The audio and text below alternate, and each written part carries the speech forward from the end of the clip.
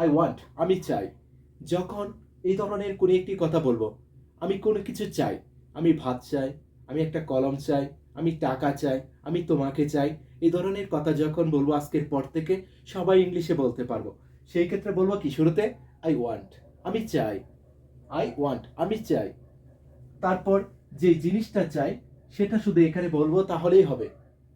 I want rice আমি ভাত চাই। আই ওয়ান্ট মানি আমি টাকা চাই। আই ওয়ান্ট ইউ আমি তোমাকে চাই। খুব সহজ কিন্তু।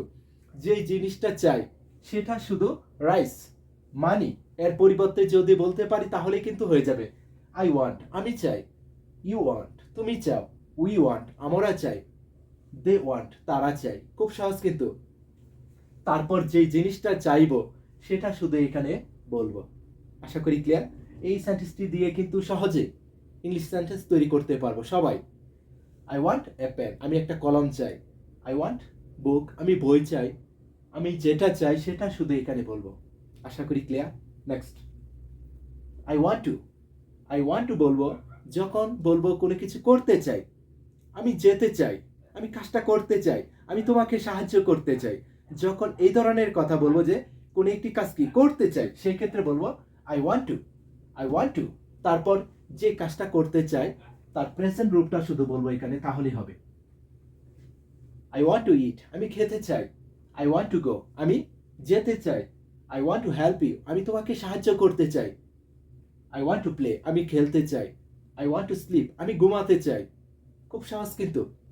আই ওয়ান্ট টু এরপরে ইট গো, এরকম যত ভার্বের প্রেজেন্ট রূপটা রয়েছে যত বলতে পারবো এখানে তত বাক্য হয়ে যাবে, তত ইংলিশটা কিন্তু হয়ে যাবে। এখানে আই ওয়ান্ট এরপরে যেটা চাই সেটা বলবো, আর এখানে আই ওয়ান্ট টু এরপরে যে কাজটা করতে চাই তার প্রেজেন্ট রূপটা বলবো তাহলেই হবে। Okay, next, I want to be যখন বলবো কোনো কিছু হতে চাই, আমি একজন ডাক্তার হতে চাই, আমি একজন কবি হতে চাই, যে জিনিসটা আমি হতে চাই সেটা শুধু এখানে বলবো। ওকে, আর যখন বলবো আমি কোনো কিছু হতে চাই সেক্ষেত্রে বলবো কি I want to be. I want to be আমি হতে চাই। তারপর যেটা হতে চাই সেটা এ টিচার এর পরিবর্তে বলবো I want to be a teacher আমি একজন শিক্ষক হতে চাই। I want to be a singer আমি একজন গায়ক হতে চাই। I want to be a doctor আমি একজন ডাক্তার হতে চাই। যেই জিনিসটা হতে চাই, যেটা হতে চাই সেটা শুধু এখানে বলবো তাহলেই হবে। আই ওয়ান্ট আমি চাই। আই ওয়ান্ট টু আমি করতে চাই।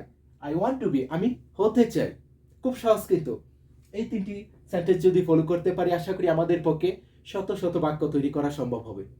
নেক্সট, আই হ্যাভ যখন বলি যে আমার টাকা আছে, আমার বাড়ি আছে, আমার গাড়ি আছে, সেই ক্ষেত্রে এভাবে বলবো আই হ্যাভ আমার আছে।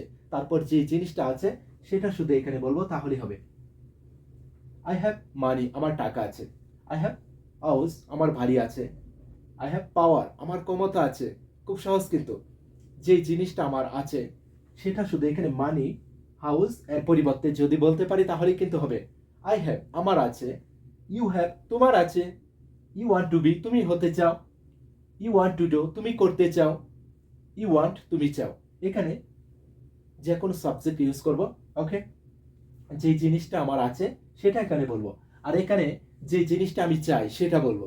ওকে, next, I have to do আমাকে করতে হবে। যখন বলবো আমাকে কোনো একটি কাজ কি করতে হবে ভবিষ্যতে, সেই ক্ষেত্রে এভাবে বলবো I have two. I have to do আমাকে করতে হবে। আই হ্যাভ টু প্লে আমাকে খেলতে হবে। আই হ্যাভ টু গো আমাকে যেতে হবে। আই হ্যাভ টু ইট আমাকে খেতে হবে। খুব সহজ কিন্তু। যে কাজটা আমাকে করতে হবে তার প্রেজেন্ট রূপটা শুধু এখানে বলবো তাহলে হবে। এই 5টি সেন্টেন্স যদি ফলো করতে পারি আমার মনে হয় আজকে থেকে সবাই ইংলিশটা বলতে পারবো। আই ওয়ান্ট আমি চাই, যেটা চাই সেটা বলবো। আই ওয়ান্ট টু আমি যেটা করতে চাই তার প্রেজেন্ট রূপটা এখানে বলবো। আই ওয়ান্ট টু বি আমি যেটা হতে চাই সেটা এখানে বলবো। আই হ্যাভ আমার যেটা আছে সেটা এখানে বলবো।